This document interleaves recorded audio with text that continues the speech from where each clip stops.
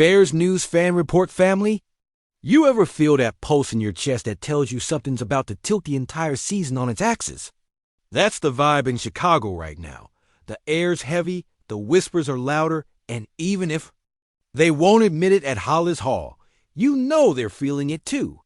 Hit that like button, subscribe, and buckle in, because if you're not already locked into this moment, you're about to be. Training camp was supposed to be routine, sharpen the edges, clean up the playbook, build chemistry. But then it happened. A single play, a quick sideline conference with the trainer, and one of the most trusted voices in this locker room walked off the field. No, it's not the end of the world. The word is it's not serious, but sometimes it's not the severity that shakes a team. It's the timing. Because in a league where momentum is fragile and opportunity is ruthless, a minor crack can open the door to a storm you didn't see coming. And right now, in that tight end room, the storm has a name: Colston Loveland.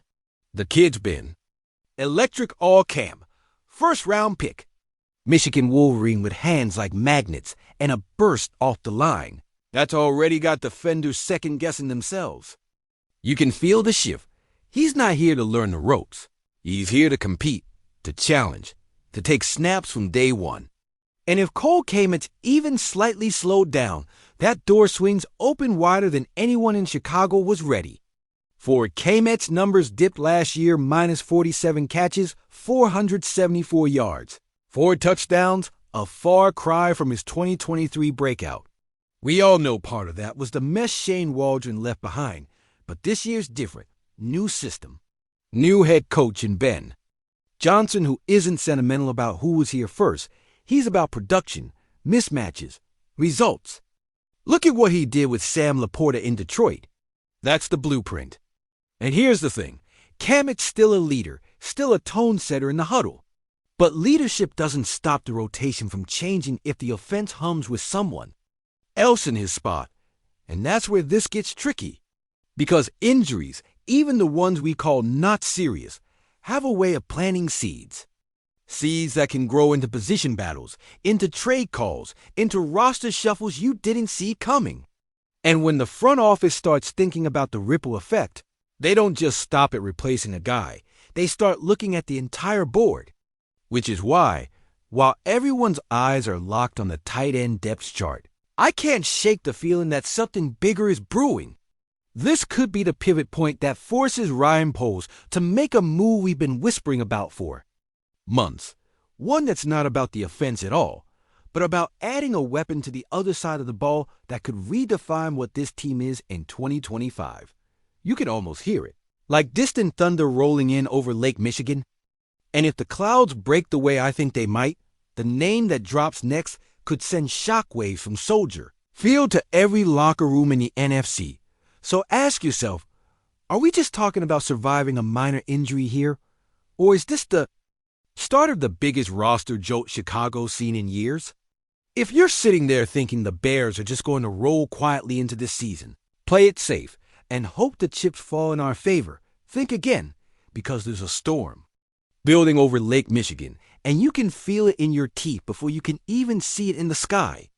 This isn't about wishful thinking or another preseason talking point that disappears by week 3. This is about the kind of move that shifts the ground under Soldier Field, the kind of move that changes how opponents prepare for us months in advance. And before you shrug it off as just another headline in August, ask yourself, how many times in your lifetime have the Bears had a chance to take control of their destiny in one bold, unmistakable swing? Not often. And if you've been here for the heartbreaks, if you've lived through every gut punch this team has handed us, you know exactly why this moment feels different. This is not just another name floating around the rumor mill. This is the type of name that, if it lands in Chicago, could snap us out of the endless cycle of next year and plant us firmly in the now. If you believe that, if your blood's pumping a little harder just hearing it, then lean in, because what's coming next isn't just a depth chart adjustment. It's a full-blown identity shift.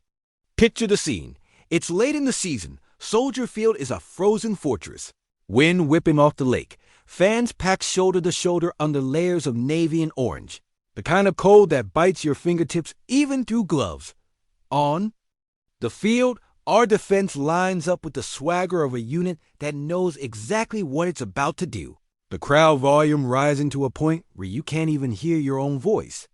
The quarterback on the other side starts scanning the formation. You see him point and shout protections. But it's too late, because on one side you've got a young, hungry star, and on the other you've got a proven sack machine with fire in his eyes. That's what we're talking about here. This isn't fantasy. This is a chess move that has real tangible weight. Over the last 2 seasons, the guy we're circling here has put up sack totals that force you to double-check the stat sheet, just to make sure they're real.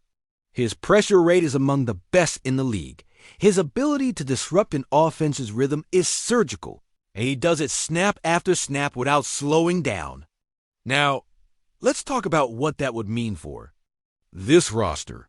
Right now, we've got a defense that's on the cusp, flashes of dominance last season, stretches where you could see exactly what Matt Eberflus is trying to build, but also gaps, moments where you could feel the lack of that one extra thread, the missing piece that forces offenses to play on our terms. Adding someone like this isn't just filling a need, it's changing the math. Suddenly, your linebackers aren't fighting through clean blocks every snap. Your secondary is covering routes with quarterbacks feeling heat in under 3 seconds.